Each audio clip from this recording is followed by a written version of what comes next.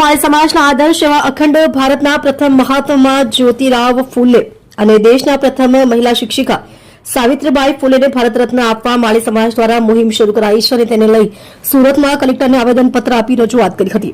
સમગ્ર ભારત દેશમાં માળી સમાજના આદર્શ એવા અખંડ ભારતના પ્રથમ મહાત્મા જ્યોતિરાવ ફૂલે અને ભારત દેશના પ્રથમ મહિલા શિક્ષિકા સાવિત્રીબાઈ ફૂલેને ભારત રત્ન અપાવવા માટે માળી સમાજ દ્વારા મુહિમ ચલાવવામાં આવી રહી છે। તેના ભાગરૂપે ગુજરાતમાં પણ સમસ્ત માળી સમાજ મહામંડળ ટ્રસ્ટ ગુજરાત દ્વારા છેલ્લા ઘણા સમયથી મહાત્મા જ્યોતિરાવ ફૂલે અને સાવિત્રીબાઈ ફૂલેને ભારત રત્ન આપવા માટેની માંગ વધુને વધુ બુલંદ કરવામાં આવી છે।